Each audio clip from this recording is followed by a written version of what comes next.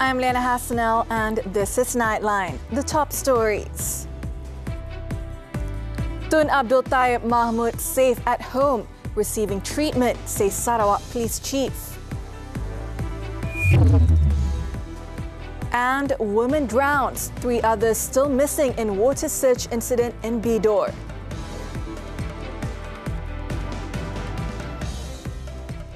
Good morning. Sarawak Police have confirmed that former Sarawak Yang di-Pertuan Negeri, Tun Abdul Taib Mahmud, is back at his home. State Police Commissioner Datuk Mancha Atta said so far, police had received 8 reports regarding the matter, including from Taib's family members. Kita masih dalam tanah, betul dan kita tak boleh nak ni lah. Dedahkan lebih banyak. Dan semua yang berlaku masih dalam proses. Ya, berada masih di rumah kediaman beliau sendiri, di Tun sendiri, di Kuching lah. Ya. Mancha also said some of the reports were lodged by the former governor's family members, but declined to elaborate. On Monday, police were investigating a report that Taib was removed from hospital by his wife, Puan Ragat Kurdi Taib. The case was being probed under the Penal Code for negligence. The police report, which went viral on social media, alleged that Ragat took Taib out of hospital against medical advice at close to midnight on Saturday. However, Ragat denied allegations that she had taken Taib out of hospital against doctor's advice. Meanwhile, Sarawak Premier Tan Sri Abang Johari Abang Openg, speaking to the media after a function in Kuching on Wednesday, said that nurses and doctors' medical personnel from the medical centre were monitoring Taib's condition at his residence in Demak Jaya. Sekarang ni di rumah, dipahamkan di rumah. Jadi rawatan dia macam mana sekarang? Dia masih dalam rawatan. Rawatan di rumah? Ya, di rumah. Kita adakah ada kajian kris rawat kita ada doktor ke macam mana? Ada, kita ada nurse dan doktor daripada normal. Keadaan dia macam mana sekarang? Ya, itu yang rakyat nak tahu. Keadaannya saya belum lagi terima laporan yang terkini. Tapi nya okey lah. In another development, Inspector General of Police Tan Sri Razaruddin Hussein said the allegation that Taib has been taken away and his whereabouts were not known to family members is not true. He said that the whereabouts of Taib are known to his siblings, lawyers and doctors as well as nurses. Kita ada buka kertas siasatan daripada hospital. Dia datang ke rumah kediaman dia di Demak. Adakah dia dilarikan? Tidak. Jadi siasatan kita tu masih siasatan, tetapi untuk mengatakan dia dicolek memang tak masuk akal. Memang tidak masuk akal. Razaruddin said that the media reports regarding the former governor being taken away should be corrected, adding that official statements on the case should only come from the police. The government will announce the new Dewan Negara president soon, following the appointment of Tan Sri Wan Junaidi Tuanku Jaafar as the 8th Sarawak governor. Communications Minister Fahmi Fadzil said the announcement will be made by Prime Minister Datuk Sri Anwar Ibrahim before the Upper House sits next month. Fahmi, however, kept mum when asked about the candidate's party. Jemaah Menteri telah dimaklumkan hari ini mengenai pengosongan jawatan ataupun kerusi Presiden Senate, Presiden Dewan Negara, susulan kepada pelantikan Tun Wan Junaidi sebagai TYT Sarawak. Nama telah dicadangkan dan saya serah kepada Perdana Menteri nanti untuk umumkan. On January 19th, it was reported that Wan Junaidi would resign as Dewan Negara president following his appointment as the Sarawak governor. The former law minister, however, maintained silence over the issue. On January 29th, he took his oath as the 8th Sarawak Yang di-Pertuan Negeri, confirming rumours about his appointment as the state governor. His appointment, made in accordance with the Sarawak State Constitution, is for a 4-year term from January 26, 2024 to January 26, 2028. He replaced Tun Abdul Taib Mahmud, who had held the post for 3 terms from March 1, 2014. The government has agreed that students studying overseas on the Public Service Department PSD sponsorship could be considered to delay their return to Malaysia to work abroad. PSD said the decision was made to allow government-sponsored students to gain experience and job skills abroad before returning to serve in the country. In a statement on Wednesday, PSD said the postponement can be considered for eligible students subject to some stipulations, including the permission to work is based on the application submitted by final year first-degree students and is not granted automatically.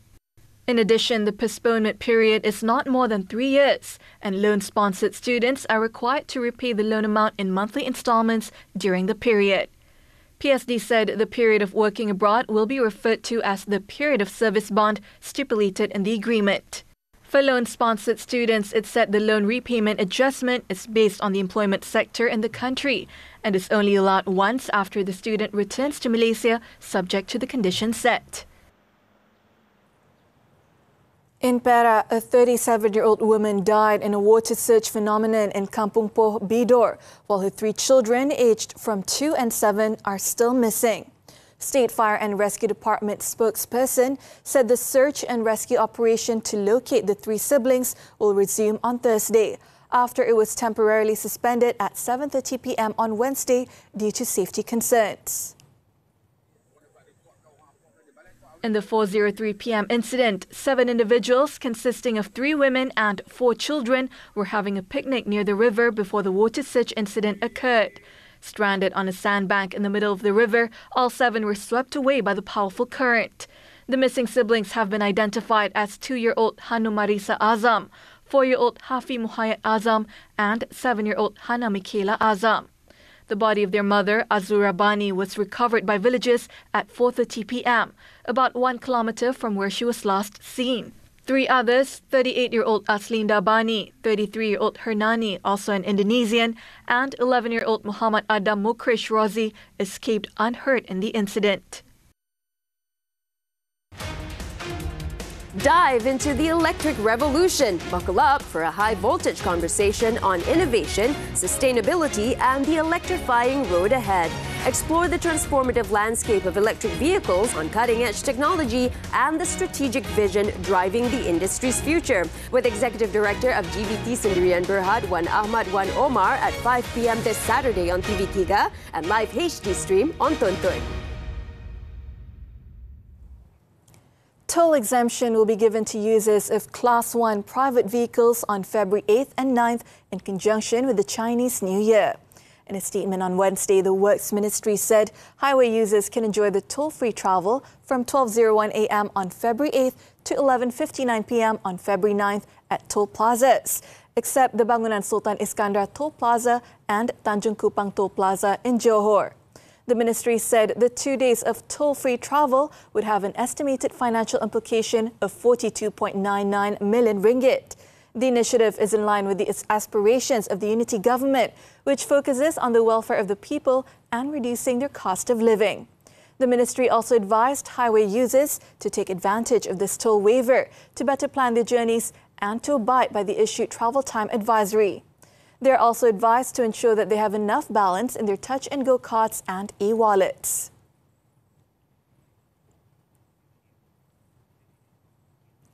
In the meantime, the annual Chinese New Year traffic operation will kick off on February 8th until February 13th. Inspector General of Police Tan Sri Razaruddin Hussein said more than 6,000 officers and personnel will be involved in the 6-day Op Slamat 21. Keanggotaan di lapangan yang terlibat melebihi dalam 6,000 daripada trafik sahaja seluruh Malaysia. So masih lagi mengekalkan tema rumah selamat sampai ke destinasi. The nation's top cop spoke to the media after launching Ops Slamat at Persada Plus on Wednesday. He said they will be deployed at hotspots for traffic congestion and black spots where accidents often occur. A total of 407 hotspots and 76 black spots have been identified in states and districts, while for highways and expressways, 18 hotspots and 46 black spots have been identified. Meanwhile, Razairuddin said it is an offence for uniformed police officers to accept ang pao or money packets while on duty. The caution came on the heels of a recent incident where a traffic police officer was found to have stored several ang pao packets containing thousands of ringgit in the locker during a random search at a district police headquarters in Kuala Lumpur. Penyelia yang baik akan membuat perusahaan, sama ada di dalam kereta dia, di dalam poket dia, kena keluarkan balik. Pasal dia telah mencatatkan dia membawa RM100, kita nak tentukan bahawa dia memang ada RM100, bukannya ada ampau. Bukannya ada ampau. Jadi itu adalah salah satu kesalahan untuk menerima ampau semasa bekerja. Speaking to the media on Wednesday, the IGP said it was a different story if they were off duty and they were visiting a close friend at their home during the festivities. On Tuesday, Bukit Aman said police were conducting an internal investigation on a policeman who allegedly stowed away ang pao packets and a significant amount of cash at the Setapak police station. The existing standard operating procedures dictated that on-duty police officers are only allowed to carry 100 ringgit on them, and any excess amount would have to be declared to their supervisor. Sarawak Report editor Claire Rucastle-Brown was sentenced to 2 years in jail in absentia by the Kuala Terengganu Magistrates Court on Wednesday for defaming the Sultanah of Terengganu, Sultanah Nur Zahira. The verdict was issued by Magistrate Nik Muhammad Tarmizi Nik Muhammad Shukri after the 65-year-old was found guilty of the offence. The court had previously issued an arrest warrant for Rucastle-Brown for failing to attend the charge proceedings. The trial was conducted in absentia under the Criminal Procedure Code. Rucastle-Brown was charged under the Penal Code for issuing defamatory statements in her book, The Sarawak Report, The Inside Story of the 1MDB Expose. Sultanah Nur Zahira had previously filed a defamation suit against Rucastle-Brown for claims made in the latter's book. The Sultanah had demanded 100 million ringgit in general damages. Sultanah Nur Zahira, who filed the suit on November 21st, 2018, had claimed that the defamatory claims had, among others, insinuated that she was involved in corrupt practices and had meddled in the Terengganu state government's administrative affairs. The court ordered the sentence to run from Wednesday. Meanwhile, media reports cited Rucastle-Brown as saying she will be taking steps to set aside the sentence and conviction. Her lawyer, Guok Nyak Song, said he had received instructions from the London-based journalist to file an appeal in the High Court, and at the same time urged the judge to invoke his revisionary power to correct the grossly illegal and irregular order. The lawyer also said that the application will be filed on Thursday as the magistrate's decision violates the Criminal Procedure Code, which he highlighted that the prosecution did not produce Rucastle-Brown in court in September 2021 and said that she was charged in absentia.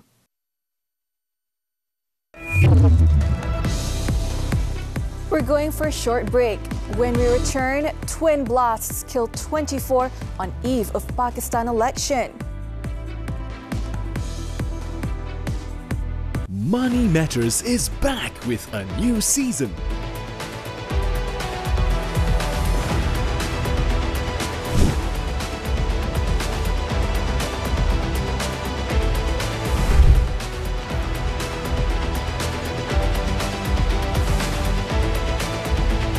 Your key insights into finance.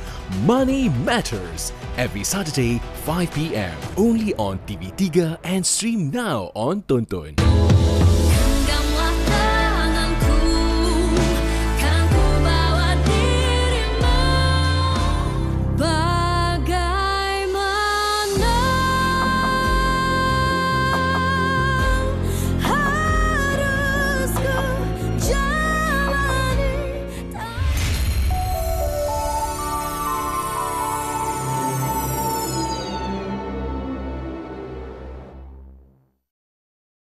Pembunuhan yang paling kejam yang pernah berlaku di negara ini lah.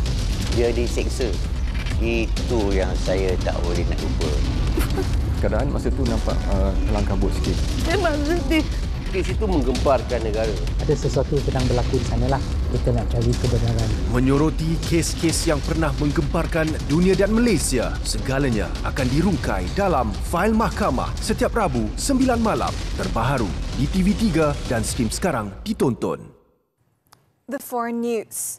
2 blasts near electoral candidates' offices in Pakistan's southwestern province of Balochistan killed 24 people and injured dozens on Wednesday, raising concerns over security in the lead up to Thursday's polls. The first attack, which killed 14, took place at the office at an independent election candidate in Pishin district. The second explosion, which killed 10 more in Kila Saifullah, detonated near an office of Jamiat Ulema Islam, a religious party that has previously been the target of militant attacks. It was not immediately clear who was behind the attacks. The attacks came as political parties wrapped up their campaigning in the quiet period mandated by electoral rules the day before the election. Pakistan goes to the polls amid rising militant attacks in recent months and the jailing of Imran Khan, the winner of the last national election, who has been dominating the headlines despite an economic crisis and other woes threatening the country.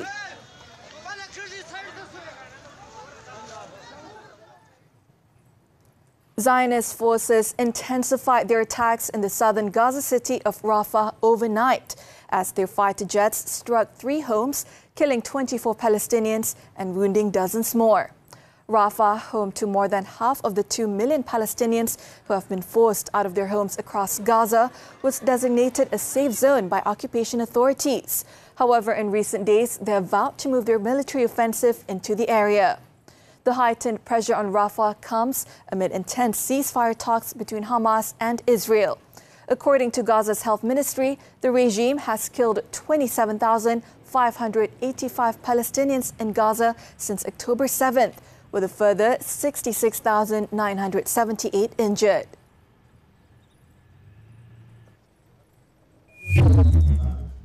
Meanwhile, Hamas has proposed a ceasefire plan that will quiet the guns in Gaza for 4.5 months. The Hamas counter-proposal envisages 3 phases of a truce lasting 45 days each. The exchange of the remaining Israeli prisoners captured for Palestinian prisoners. The reconstruction of Gaza would begin, Israeli forces would withdraw completely, and the bodies and remains would be exchanged. The group's proposal, a response to an offer sent last week by Qatari and Egyptian mediators and cleared by Israel and the United States, came during the biggest diplomatic push yet for an extended halt to the fighting. أمس مساء قمنا بتسليم ردنا على مقترح الإطار بتاع باريس قدمناه للإخوة في قطر وفي مصر، وهذا تم بعد فترة مشاورات يعني مكثفة داخل قيادة الحركة في الداخل وفي الخارج، وأيضا مشاورات مع شركائنا في القوى والفصائل الفلسطينية. وكنا حريصين من خلال هذا الرد أن نتعامل بروح إيجابية بما يضمن وقف العدوان على شعبنا الفلسطيني ووقف إطلاق النار بشكل شامل وتام، وأيضا بما يضمن يعني إغاثة شعبنا الفلسطيني والإيواء والإعمار وكل القضايا المتعلقة بتخفيف معاناة شعبنا الفلسطيني الذي يعاني كثيرا بسبب هذه المجازر وهذه الحرب العدوانية النازية على شعبنا الفلسطيني. On another note, United States Secretary of State Antony Blinken arrived in Israel on Wednesday, seeking to seal a truce deal to bring the war in Gaza to a halt. Following meetings the previous day in Egypt and Qatar, both mediating between Hamas and Israel, Blinken will meet with Prime Minister Benjamin Netanyahu and President Isaac Herzog, among others, to discuss the Palestinian group's response to the proposed deal. Israel, however, has said it will not halt the war permanently until Hamas is destroyed. Blinken will now discuss the response with Israel.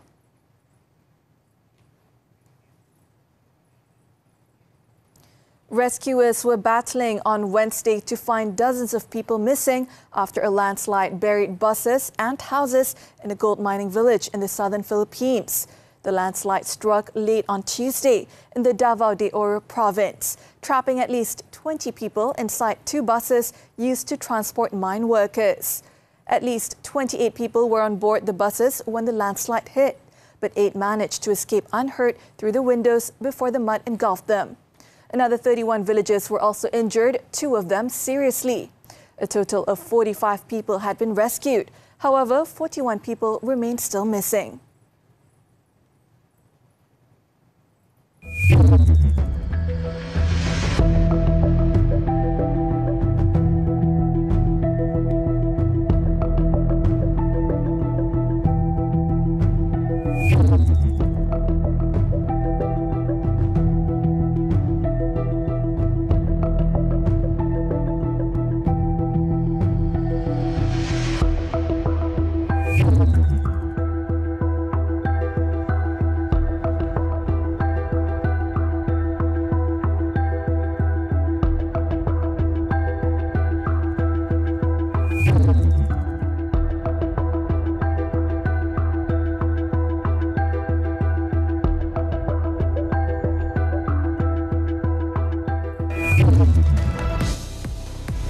Pandalela Dabita failed to book Paris Olympics ticket.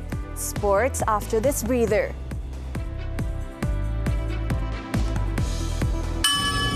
Mulut harus dijaga, anti badan binasa.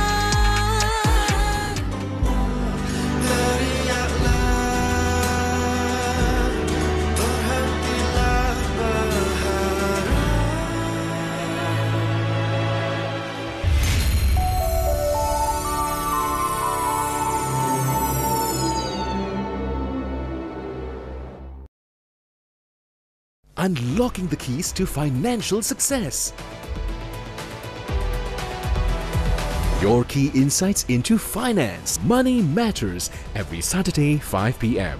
Only on TV3 and stream now on Tonton. Esok, get out! Tapi lain kali kena tanya dulu, faham? Tak. Nasa bukan macam tu. Percayalah cakap saya. Mika.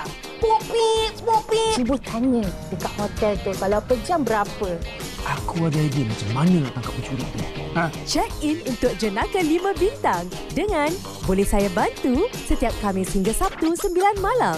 Terbaru di Lestari TV3 dan stream juga melalui Tonton. Minta maaf, Cik. Sam. Orang selalu cakap saya Sam Boy. Tapi awak boleh panggil saya Sam. We're back with sports.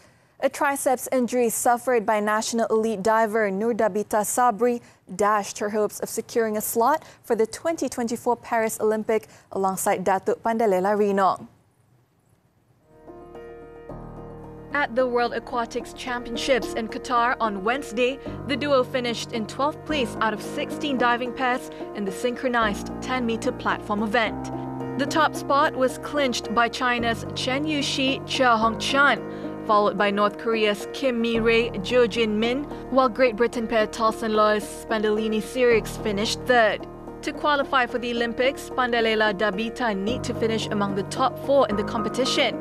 However, Dabita still has 2 more events in her quest for a ticket to the Olympic Games, namely the 3-meter springboard and synchronized 3-meter springboard event with Wendy Ng. On to football now, the AFC Asian Cup. Jordan pulled off a major upset by beating 2-time champions South Korea 2-0 on Tuesday, creating their own football history by marching into the first ever final. After a goalless first half, Yazan Abdullah Ayat Al-Naimat broke the deadlock just 8 minutes after the restart, before Musa Muhammad Musa Sulaiman Al-Tamari landed the killer blow against the Taeguk Warriors in the 66th minute. Heartbreak for South Korea as their bid for first Asian Cup title since 1960 continues. Jordan will face either defending champion Qatar or 3-time winners Iran next in the final on Saturday. On to the German Cup. Bayer Leverkusen reached 30 games unbeaten in all competitions this season with a 3-2 comeback win over VfB Stuttgart on Wednesday.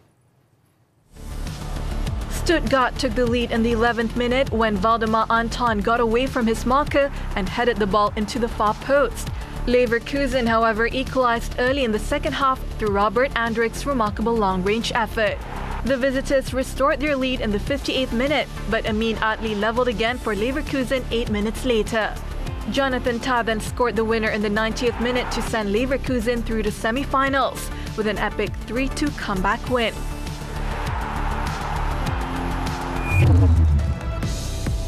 Up next, cops tracking down suspects in riot at Timur accident.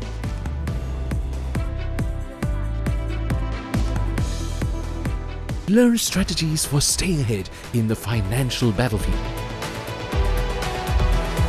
Your key insights into finance, money matters every Saturday 5 p.m. only on TV3 and stream now on Tonton.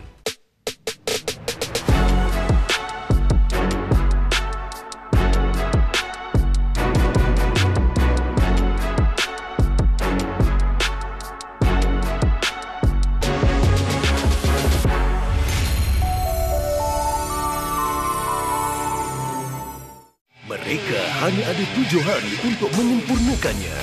Are you with me? Let's bring it in! Come on! Let's do it! Mengubah mimpi menjadi realiti dalam satu misi membina semula rumah yang baru. Beautiful village we're making. Got the custom tile in, cabinets are going in right now. Love it! Looking good! Extreme Makeover Home Edition setiap Sabtu 12:30 hari. Stream sekarang ditonton dan di TV3. 김혜원 선수 유서에 태영 씨 이름 없어. 왜? 태영 씨가 조금이라도 의심받을까 봐 그런 거잖아. 숨이 잘 안 쉬어져. 내 앞에서는 울어도 돼요, 아저씨. 내가 들어줄게요. 아, 어째 보면 안 되는 걸 본 것 같아. 김PM 이권숙이랑 동거해? 이권숙이다! 내 옆에 오지 마. 다쳐. My Lovely Boxer, setiap Selasa hingga Kamis 11 malam. Syoknya berk-drama di Cam Sarang TV3 dan stream sekarang melalui Tonton. Welcome back. In Negeri Sembilan, police have arrested a 66-year-old babysitter on suspicion of abusing an 11-month-old toddler at a childcare centre in housing estate in Nilai 2 days ago. In a statement on Wednesday, Nilai District Police Chief Superintendent Abdul Malik Hashim said the senior citizen was arrested after police received a report from the child's mother, who was in her 20s, at 6:12 p.m. on Tuesday. The suspect, who has no previous record, was arrested at 12:30 p.m. on Wednesday. He said police will apply for a remand order for the woman to facilitate investigations under the Child Act 2001. Police are tracking down a group of men suspected of rioting and verbally abusing a policeman and assaulting a civilian at a fatal accident site in Timur on Tuesday. Timur District Police Chief ACP Mazlan Hassan said that so far, police have detained a 42-year-old suspect with 3 previous records from group robbery, theft, and under the Prevention of Crime Act 1959. In a statement on Wednesday, Mazlan said 3 men were believed to have physically assaulted and verbally abused a uniformed police sergeant dispatched to the scene, while another individual claimed to have been beaten by 5 men for recording the incident involving the police. The suspect's actions are believed to have stemmed from dissatisfaction, presuming that the police failed to assist the accident victim, despite the said officer taking appropriate measures. The civilian who claimed to have been beaten by 5 men is a security guard who happened to be at the scene. He sustained injuries to his eyebrow and all the windows of his car were shattered. The commotion is believed to have begun after the arrival of a group of individuals believed to be relatives and friends of the 20-year-old man who was killed in the crash. The victim, who worked at a scrap metal shop, was confirmed dead at the scene due to severe head and right leg injuries, after his motorcycle is believed to have collided with the side of a car, reportedly making a U-turn across double white lines. The 75-year-old car driver, however, escaped unhurt, and further investigation into the accident is being conducted under the Road Transport Act 1987. Investigations are also being carried out under the Penal Code.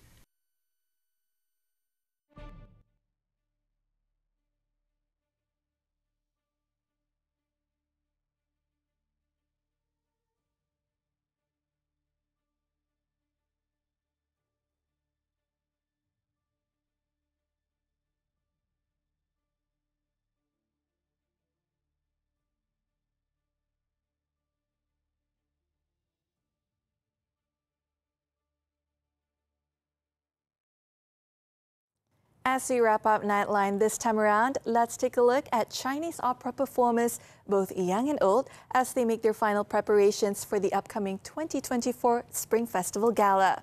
With that, I'm Liyana Hassanel. Thank you for tuning in and be well, Malaysia.